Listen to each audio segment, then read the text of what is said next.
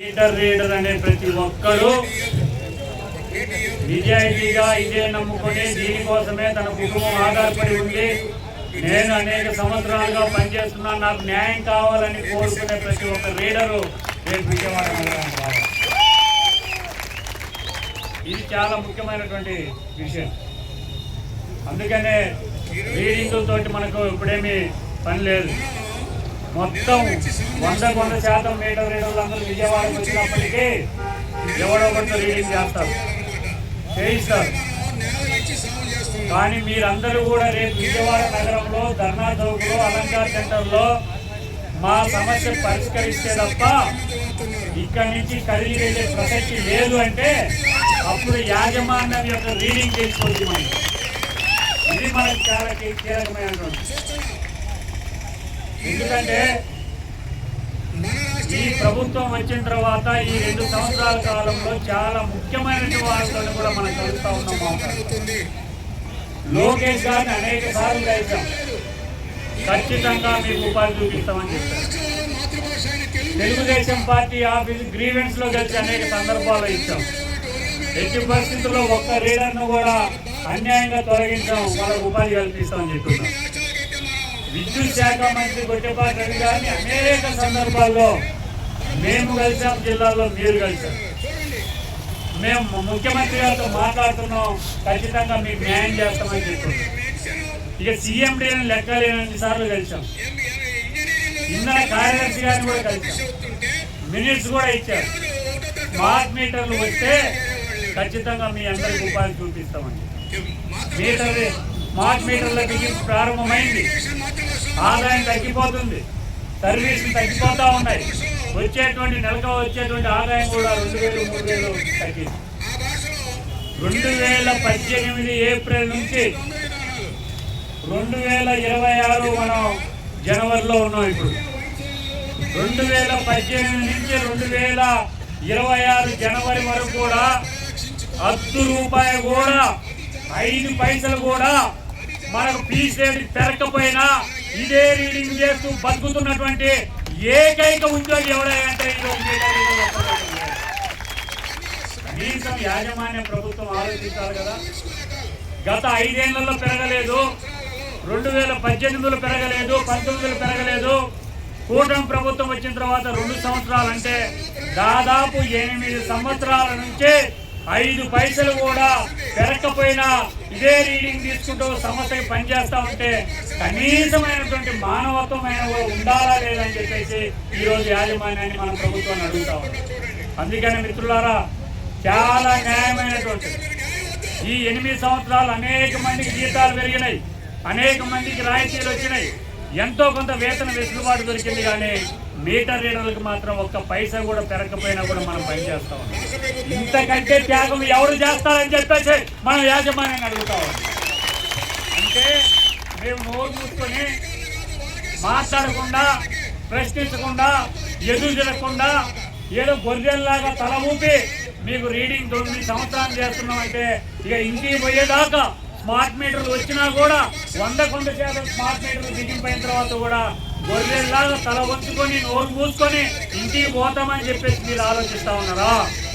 అందుకనే ఈ ప్రభుత్వానికి యాజమాన్యం చెప్పదలుచుకున్నాం. రేపు 2వ తారీఖు విద్యుత్ మీటర్ రీడర్లు గొర్రెలు కాదు, కడుపు మండితే, కడుపు కాలితే, అవసరమైతే ఈ ప్రభుత్వంతో తాడో పేరు చేసుకొని దాకా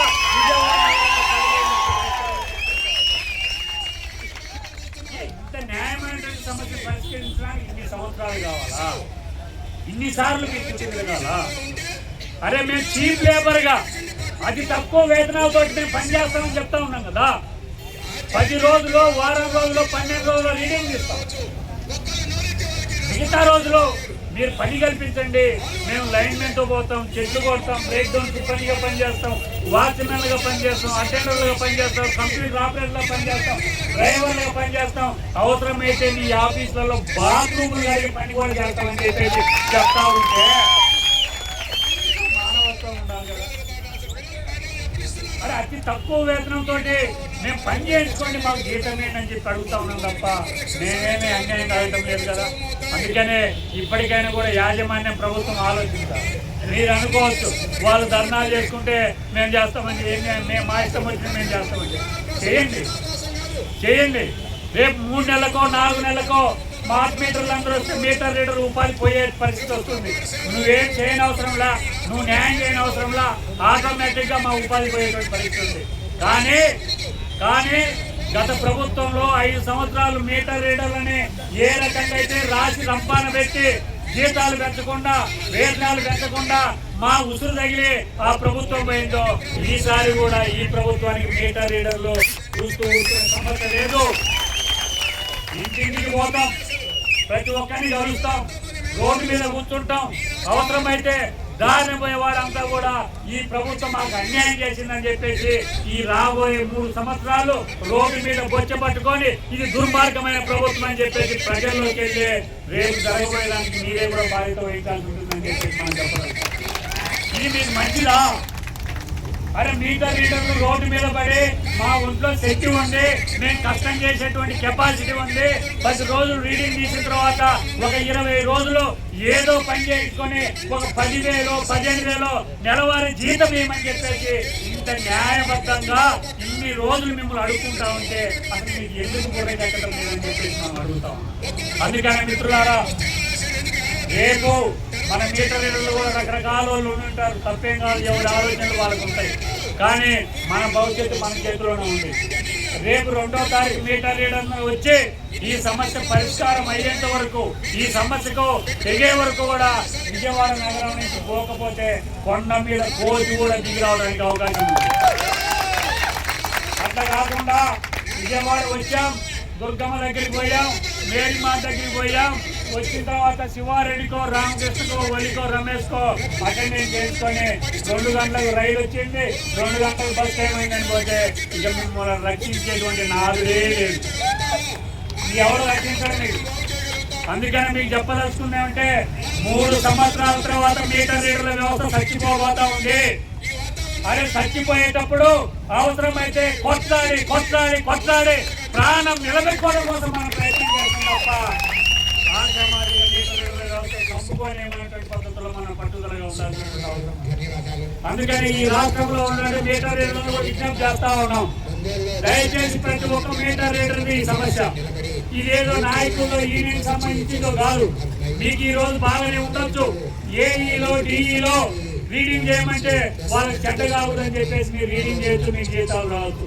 మహా అంటే మీరు ఎన్ని రోజులు రీడింగ్ చేస్తారంటే 3 నెలలు 4 నెలలు చేస్తారు. ఆ తర్వాత మీ ఏఈ ఉండడు, మీ డిఈ ఉండడు, మీ కాంట్రాక్ట్ ఉండడు, రీడింగ్ చేయడానికి అవసరమైతే కనపడేటువంటి నాదుడే ఉండడు. అందుకని రీడర్లందరూ కూడా ఆలోచించాల్సిన అవసరం ఉంది. నేను ఈ విద్యుత్ సంస్థలో పనిచేస్తున్నటువంటి ఉద్యోగులకు, ఎల్ఐలు కానీ, లైన్మెన్లు కానీ, ఏఈలు కానీ, డిఈలు కానీ, ఎస్సీలు కానీ వాళ్ళందరికీ కూడా ఒకటే విజ్ఞప్తి చేస్తా ఉన్నాను. అయ్యా, మీరు ఈరోజు పర్మనెంట్ ఉద్యోగులుగా ఉండొచ్చు, మీరు ఆలోచించండి. మా లీడర్ల మీద ఒత్తిడి తీసుకురాకండి.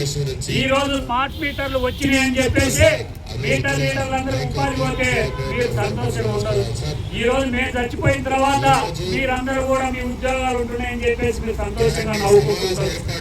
అదాని అనేటువంటి ఆంబోతు ఈ వ్యవస్థలోకి వస్తే రేపు మొత్తం పర్మనెంట్ ఉద్యోగులందరినీ కూడా చంపేస్తారు.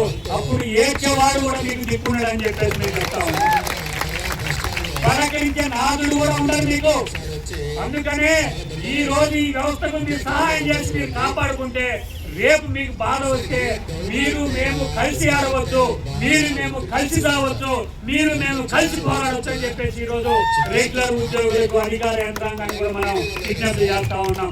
అందుకనే మిత్రులారా, ఈ రోజు ఏదో మీటర్ రీడర్ల సమస్య కాదు, స్మార్ట్ మీటర్లతో పోదు. రేపు డిస్కమ్లు అప్పచెప్తారు, లైన్లు అప్పచెప్తారు, మెయింటెనెన్స్ అప్పచెప్తారు.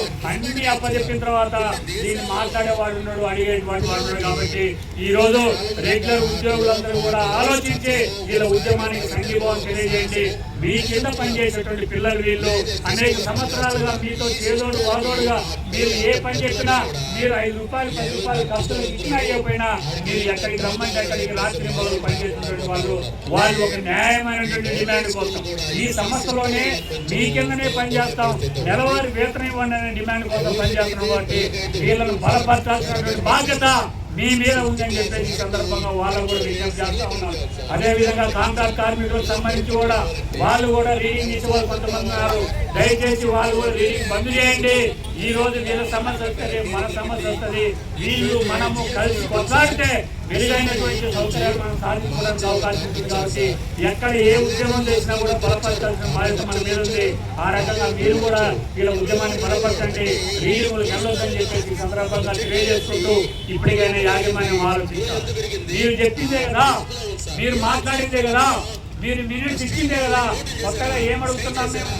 నెల రోజులు పనిచేస్తే ఎంతో కొంత జీతం ఏమంటే దీనికోసం ఇన్నిసార్లు చర్చలు, ఇన్నిసార్లు ఉత్తరాలు, ఇన్నిసార్లు రిప్రజెంటేషన్స్.